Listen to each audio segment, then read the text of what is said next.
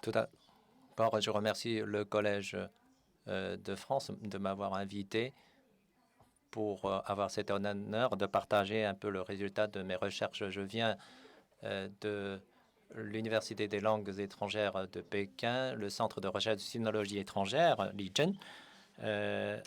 La comparaison, l'étude comparative des ouvrages grammaticaux entre Rémusat et de Prémar. Vous savez que la France est devenue le centre de la sinologie en Europe. Louis XIV a envoyé des jésuites en Chine. L'étude chinoise des missionnaires ont connu un tournant, c'est-à-dire non seulement en quantité, mais aussi dans une démarche beaucoup plus scientifique également. En 1814, le Collège de France a créé cette chaire d'études chinoises et cela marque la sinologie est devenue une discipline à part entière. Une nouvelle étape de l'étude chinoise. Le premier titulaire de cette chaire, bien sûr, c'est Jean-Pierre Abel Rémusat, qui fait l'objet de toute notre attention en tant que premier titulaire de la chaire, étant donné que ses recherches a remporté beaucoup de résultats. Il est en quelque sorte le premier sinologue spécialiste en Europe. Même avant la naissance de la sinologie spécialiste en France, Joseph Prémar, bien plus tôt que Rémusat, en fait, entre lui et Rémusat, il existe des relations très particulières. Il y a des liens très étroits entre les deux. Premièrement, Rémusat est celui qui a découvert ce manuscrit qui est intitulé Notitia Lingua Sinica. Et de Prémar est quelqu'un qui est très apprécié par Rémusat. Et pour lui, son niveau de l'étude chinois est bien supérieur à tous leurs contemporains. Et dans son propre ouvrage, c'est-à-dire Éléments sur la grammaire chinoise, il a rendu hommage justement à de Prémar et il reconnaît que son ouvrage s'est beaucoup inspiré de l'ouvrage de Prémar. Il a publié aussi des commentaires, des critiques de cet ouvrage. Et en collaboration avec donc un savant anglais, ils ont publié à Maleka une version latine de l'ouvrage de Prémar. Donc, ils ont l'un et l'autre publié un ouvrage grammatical sur le chinois. Et d'autres sinologues ont mené aussi des recherches sur Joseph de Prémar et l'ouvrage de Rémusat. Moi-même aussi, je me suis intéressé beaucoup à ces deux ouvrages. Donc, ce que je vais vous présenter, c'est un peu dans l'ordre. Le contexte, principe rédactionnel, le public, les références et les sources, ainsi que la structure de ces deux ouvrages grammaticaux de Rémusat et de Prémar et leur position dans le paysage de recherche. D'abord, un aperçu général sur Notitia et éléments de la grammaire chinoise.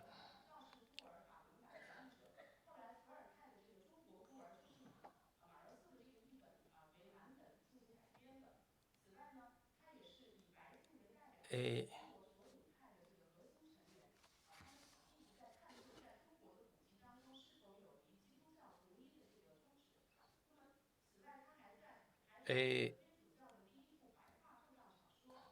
Il a écrit aussi le premier roman chrétien. Et pour de Prémar, donc son ouvrage Notitia Lingua Sinica, c'est la première fois dans l'histoire a fait la distinction entre le chinois courant et le chinois classique. Et pour Rémusat, il a été le premier à s'écarter de la méthode de latin pour s'intéresser au caractère intrinsèque du chinois.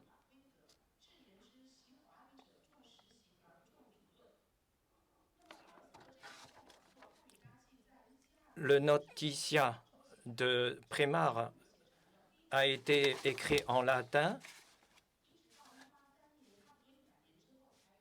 et 100 ans plus tard seulement a été publié à Malacca. Et dans son ouvrage, il a cité 12 000 phrases exemples pour plus de 50 000 caractères chinoises. C'est le premier ouvrage qui fait la distinction entre le chinois courant et le chinois classique. Il a également abordé des éléments grammaticaux et phonétiques. On peut vraiment parler d'une encyclopédie de la langue chinoise. Cet ouvrage a influencé les autres sinologues en Europe et a influencé également la recherche de Rémusat. On a déjà beaucoup parlé d'éléments de la grammaire chinoise.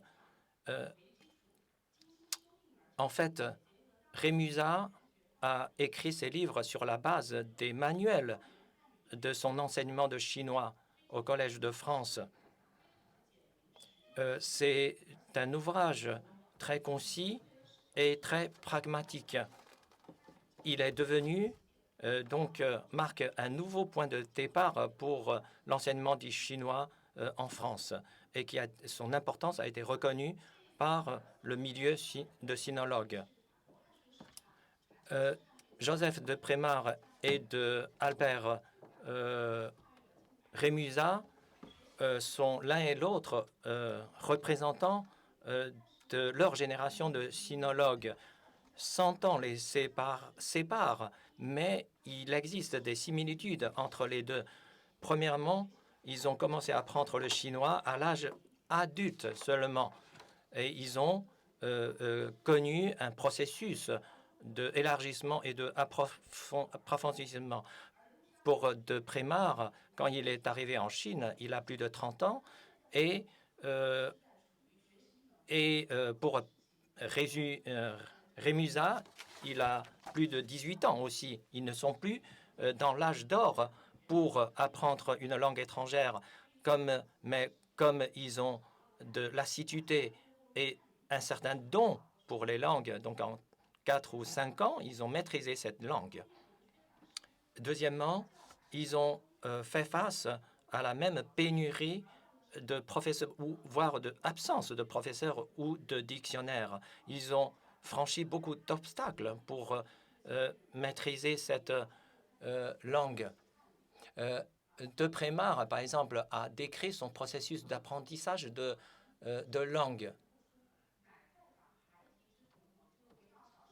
C'est-à-dire pour apprendre le chinois, il est retourné dans son enfance pour apprendre mot par mot ce qu'on lui enseigne.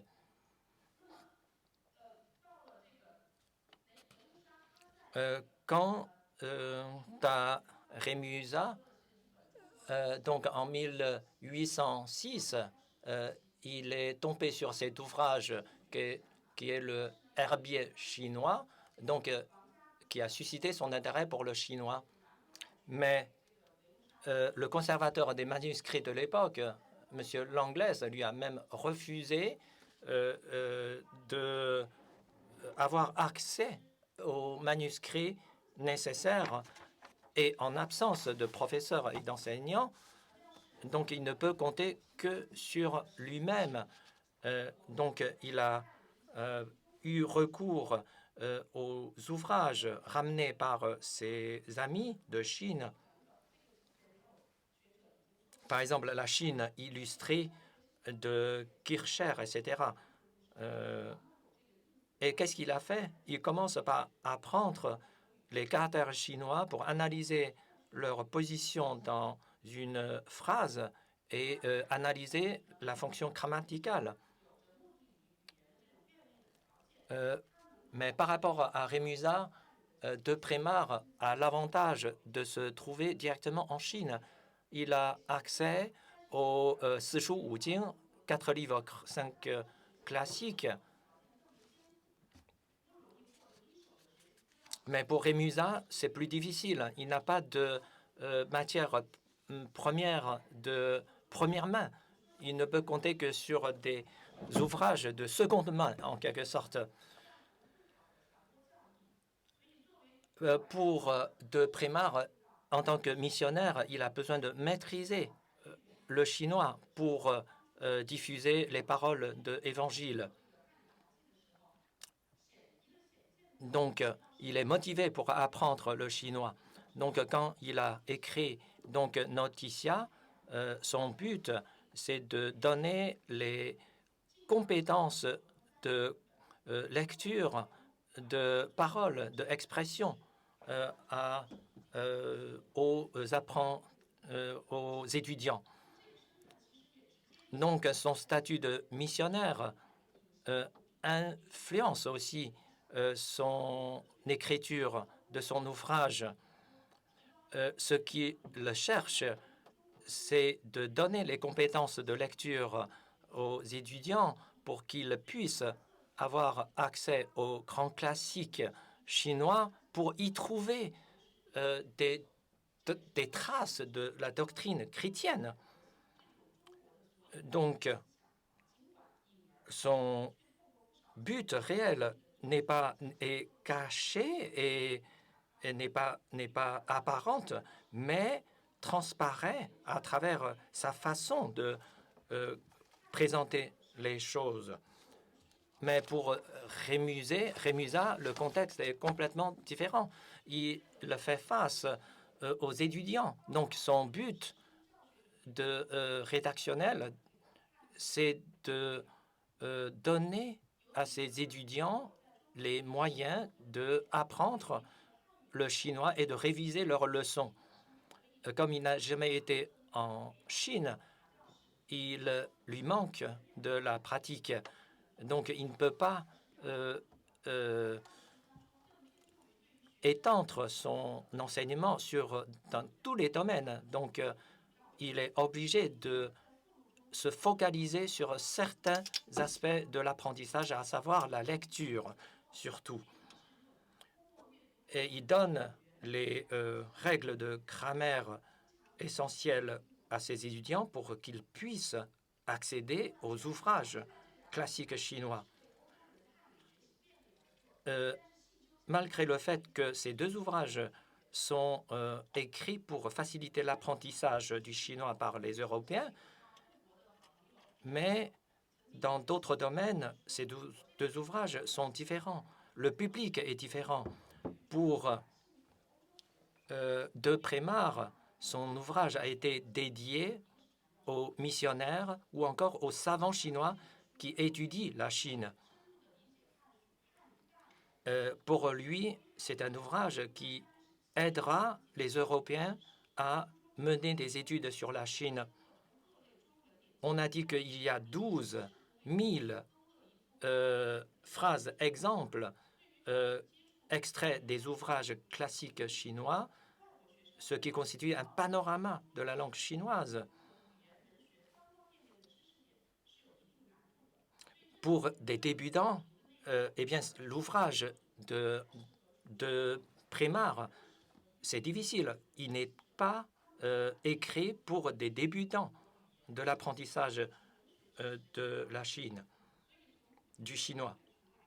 Donc, le public, pour ce qui est de public, c'est les éléments de la grammaire chinoise de Rémusat qui sera plus adapté aux débutants. Parce que cet ouvrage doit être une œuvre de référence de grammaire pour qu'ils puissent rapidement maîtriser les points difficiles sur le plan de grammaire et maîtriser la lecture rapidement. Un autre point, ce sont les références.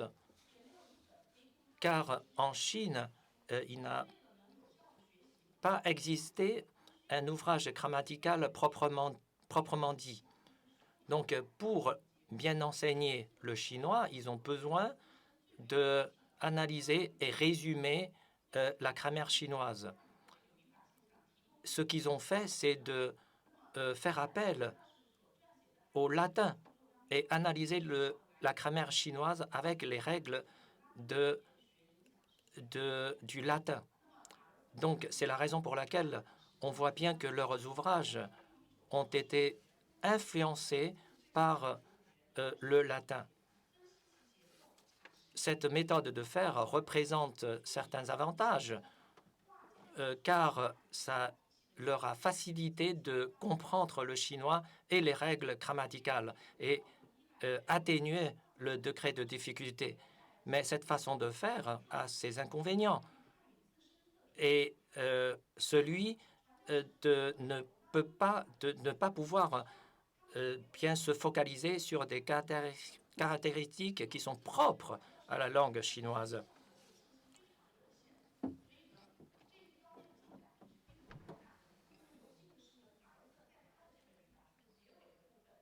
Et quelles sont les références qu'ils ont utilisées?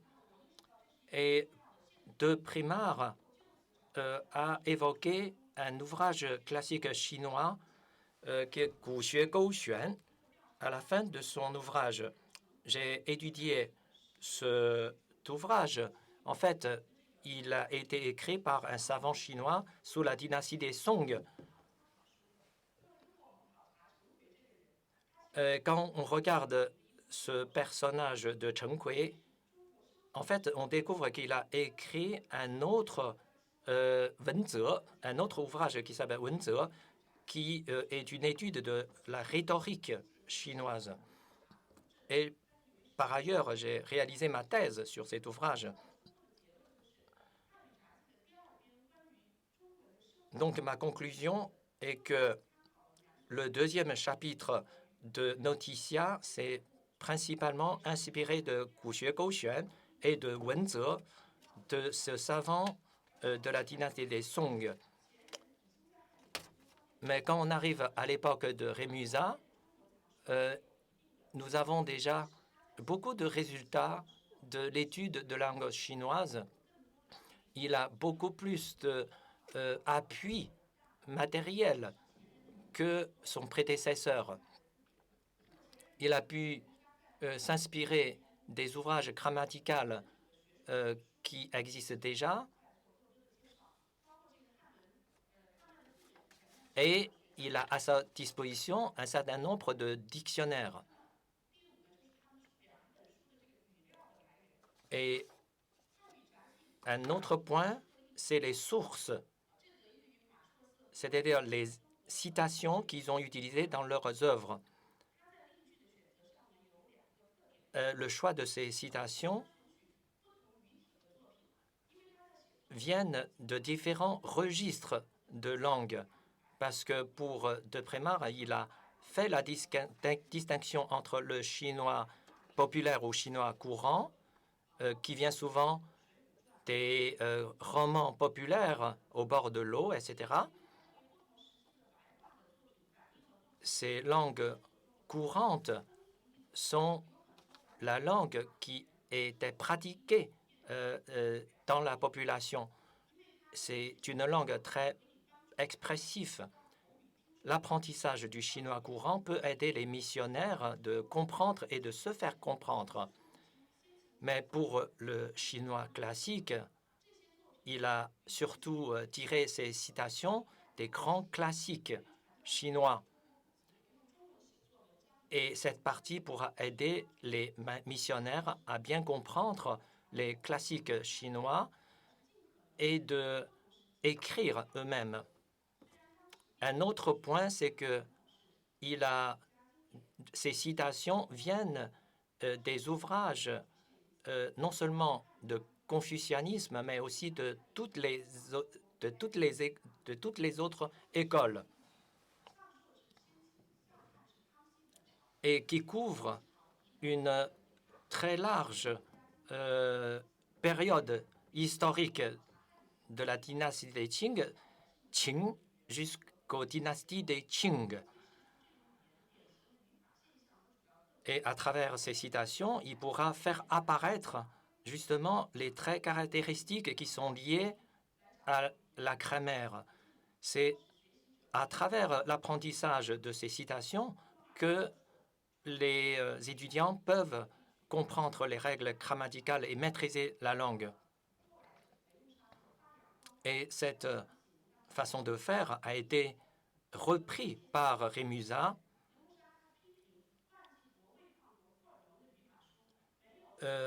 Rémusat, par exemple, a critiqué les autres auteurs qui n'ont pas fait recours aux citations originales. Donc, pour lui, il faudrait extraire des phrases exemplaires pour illustrer les règles de la langue.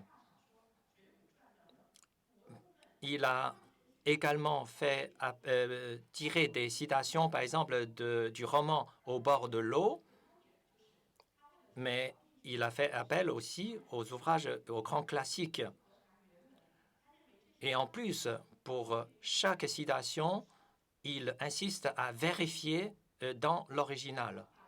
Le dernier point, c'est la structure de l'ouvrage. Pour De Prémart, on l'a dit qu'il a divisé son ouvrage en deux parties, chinois courant et chinois classique. C'est une méthode qui a été reprise par Rémusat. De Prémart a abordé d'abord le chinois courant, puis le chinois classique.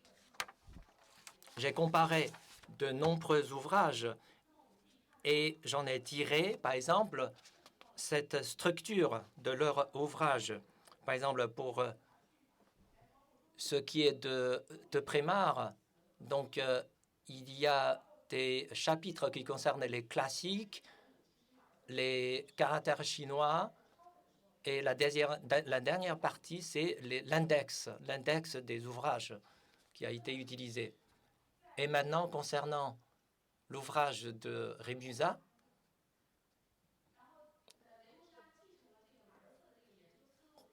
il a repris la méthodologie de Prémart, mais il a inversé l'ordre de présentation. Il a commencé par le chinois classique, puis le chinois courant.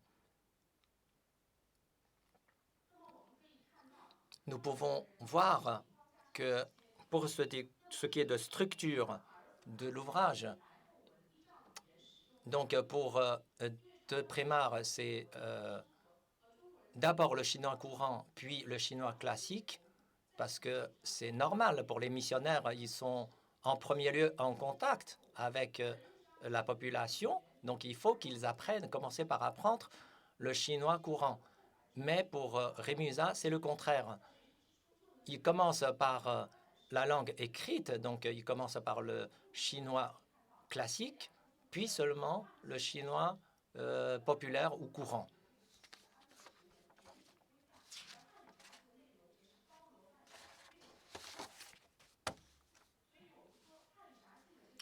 Le noticiat de l'ouvrage connaît aussi des limites.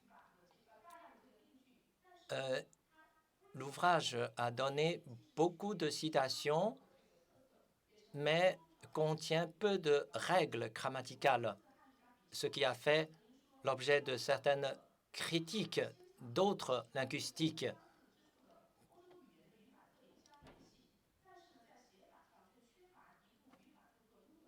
C'est-à-dire que son ouvrage n'a pas la forme d'un ouvrage grammatical proprement dit. Donc, c'est une lacune de son ouvrage.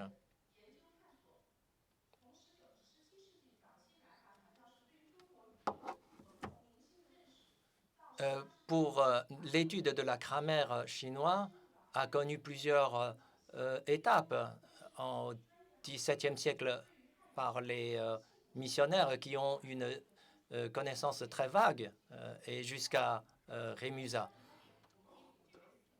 Et maintenant, ce sont les avantages des éléments de la grammaire chinoise.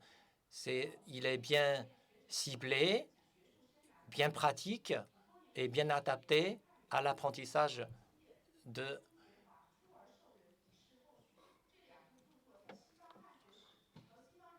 En conclusion, ces 12 ouvrages ont joué le rôle de charnière entre deux époques. Et entre les deux, c'est une relation de transmission, mais également d'innovation. Merci.